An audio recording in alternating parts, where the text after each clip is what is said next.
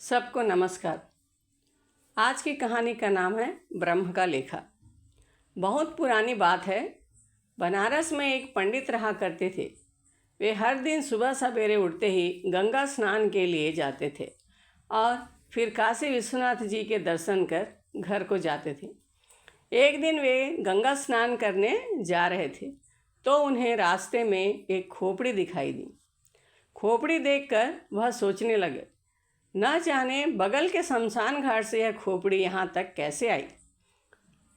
और उस पंडित को माथे में जो ब्रह्म का लेखा होता है उसे पढ़ने की विद्या भी आती थी। उस खोपड़ी में क्या लिखा है यह देखने की उत्सुकता से वह तुरंत उस खोपड़ी को हाथ में लेकर उसके किस्मत का लेखा पढ़ने लगा। उस खोपड़ी के मस्तक में लिखा था कि यह व्यक्ति पिछले जन्म में बड़ा पियक्कड़ था। हमेशा अपने पीने की लत के कारण अपने माता पिता और बीवी बच्चों को बहुत मारता पीटता था। उन्हें कभी पेट भर खाना भी नहीं खिलाया। जीवन भर यह केवल अपने सुख के लिए ही जीता रहा, कभी अपने परिवार के बारे में नहीं सोचा। इस कारण से वह इस जन्म में बचपन से कई दुख और अपमान सहेगा। उसके माँ बाप, भाई बहन कोई उससे प्यार नहीं करेंगे। बड़े होकर शादी होने के बाद उसकी पत्नी और बच्चे भी इससे न तो प्रेम करेंगे न ही मान देंगे। यहाँ तक कि इसकी मृत्यु के बाद इसका अंतिम संस्कार भी ढंग से पूरा ना हो सकेगा।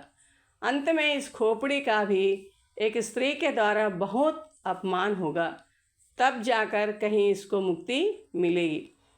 इसे पढ़ने के बाद पंडित की उत्सुकता और भी बढ़ गई। वह देखना चाहता था कि कैसे इस खोपड़ी का अपमान होगा।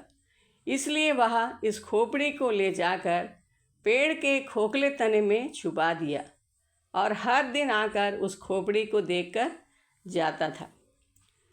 कई दिन इसी तरह बीत गए।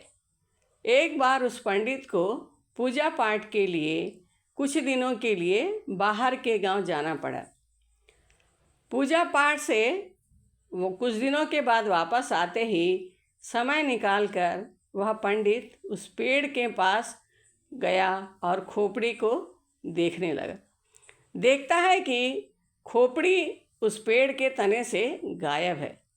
उस खोपड़ी का क्या हुआ यह सोचकर पंडित बहुत चिंतित हो गया और घर में हमेशा अनमना रहने लगा। उस पंडित के हालत को देखते हुए उसकी पत्नी कहने लगी कि आप क्यों अनमना रहते हो, इसका कारण मैं जानती हूँ।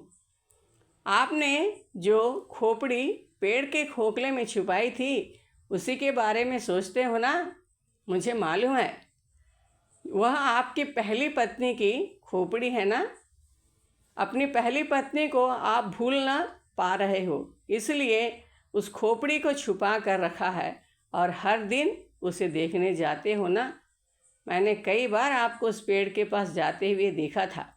मैं समझ गई थी, इसलिए मैं उस सौतन की खोपड़ी को घर लाकर चप्पल से खूब मारा, खूब गालियाँ दी और उसकी खोपड़ी को मैंने ओखली में डालकर खूब कूटा और चूरा चूरा कर डाला।